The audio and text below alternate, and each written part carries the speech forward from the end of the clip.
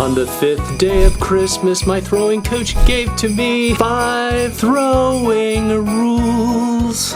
You see that? All right, guys, today we're going to talk about 5 throwing rules to help you keep your sanity as you learn this process. Now, one of the things, even though you might have the best system, aka the throwing chain reaction system, you're learning a PhD proven structure of the 6 pillars. This is not opinion. This is actually proven by biomechanists who studied the throw, and they're super smart dudes, doctorates in biomechanics, and they said this is how the throw works. These are the 6 phases. I changed it to pillars because I was building a system and I built the pillars based on those phases, and that is what the system is all about. Now, all the drills and how we tie that in, that's very specific. And now when you're going to apply something like that, which is going to greatly improve your success rate because you're not trying to figure it out. We've done that tens and tens of thousands of times. We have documented what works and we know how to create fast results. How do people and why do they keep coming out? And I'm getting a little wordy, but why do they always come out? Because we produce results quick. So the 5 rules are, number 1, the throw happens fast. This is really important. And when you think about it, this is what is important about the 6 pillars and how it can really influence and change how we train. If we go out and we simply throw, you don't have enough time to develop everything. And that is going to be important to understand, that ultimately what you're trying to do is set up the most optimal position so that you react. Now, I always do this. That's the time it takes from the time the discus or the shot is back to the time it releases your hand. So by the time you wind back, you start the throw, that's it. That's 2 seconds. That's about how long it takes to release the implement. So because it happens fast, if you don't have the time or the knowledge or understand that you do have to break it down into parts so that you can properly train and learn it, you're going to struggle. Now, the second rule is that throwing is really unnatural. So not only is it fast, it's super unnatural. So everything we're trying to do, we are literally training our bodies to be a throwing machine.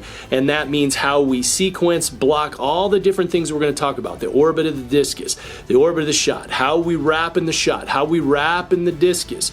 All the different things that we're trying to do are very unnatural. So we have a 2-step process of talking about our drills. That was tip number 2, right? 2 types of drills where we talked about how we have throwing drills and we have position drills. And it's very important to understand how to have practices that are going to be throwing dominant with drill support and drill dominant with throwing support. In order to make something that's unnatural natural, you have to be able to train it correctly, create the right patterns, and after time, once you're learning how to turn your body into a throwing machine, you will start to make that unnatural become more natural, and that's how you start to accelerate and improve your distance. The third tip that's important is we talk about that the throw is unnatural, the throw happens fast, and the other thing is that everybody has a different timeline for applying it. So you have to be patient. Some people are going to be bigger, stronger, more conditioned, all that kind of stuff, and that's going to lead them to being able to apply certain things better. Some athletes are better at feeling. Some athletes need to develop their coordination. Some athletes got to get in better shape.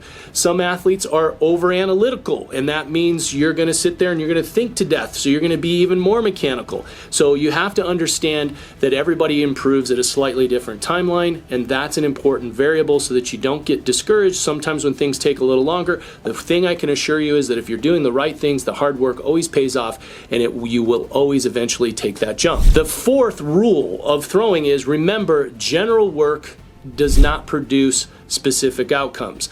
General throwing work, or if you take a random approach to your throwing, you are going to be learning this at the slowest possible rate. Why? Because if we look at our first 3 rules, it happens fast, it's unnatural, and everybody improves at a different timeline. So how are we going to accelerate that timeline with those 3 things? We have to understand you have to have a very specific structure. So anybody who tells you that you should just go throw all the time, I think they're mistaken. Can you get better doing that? Sure. Will you get as good as you can be? No. You want to have a very specific structure and thing, and we address both of those things inside of our program, right? We're going to teach you how to have specific days. We're going to have days that are very technically heavy, and then we're going to have days where I literally tell my athletes, don't want you thinking about anything. Set it up right, go and react. And that's a very important thing, because one of the biggest things that's most critical about throwing is setting up your sequence and timing that sequence so it's fluid, smooth, and fast. Okay, so now your final rule of throwing is you cannot coach or cannot train what you cannot see. And if you can't see, you're not going to train it, and you're not going to get better, and it's going to be a slow, miserable process. And I can tell you this because throwing is a tough sport. There's a reason why, sadly, it's not as popular. Why? Because everybody can relate to this. You guys are on a track team, coaches and throwers. What happens? The sprinters come by, the jumpers come by. Hey, I want to try that. They take a few throws, they go, damn, that's hard, and then they keep running because it is hard. Now, when you understand how to see it, you can make that a lot easier. And this is one of the things that we train our athletes and coaches to see. They can't see the throw. This is what the 6 pillars help you do. So when you look at something that's happened fast and now you understand, oh, wait a minute, here's the 6 pillars of the throw. I can see the start, the setup pillar 2, how I'm setting up power, how I'm dropping and applying speed, how I'm creating the transition in the middle, how I'm locking down in the power position, and how I'm finishing. Now I can start to very pinpoint specific issues rather than looking at those 2 seconds of movement or even faster, depending on the higher level of athlete. You're going to be looking at it and you can't see what's going on. So when you're able to see the throw and what you can do and you understand the pillars, you can now start to isolate there. Furthermore, you start to be able to look at each pillar and isolate the specific position. So this is where we talk about our 6 pillars provide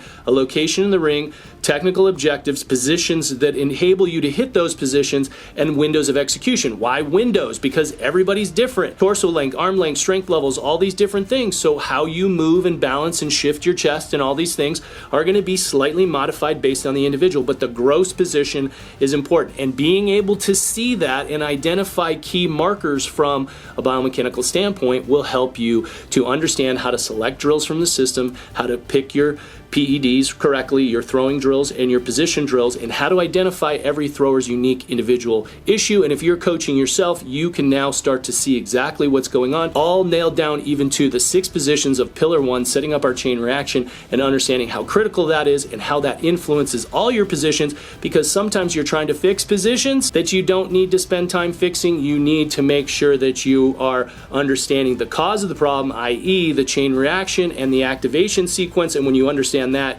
you will fix not only one thing, but you will fix typically multiple things, and that's huge. And that all starts by being able to see the throw. Okay guys, so those are your 5 throwing rules.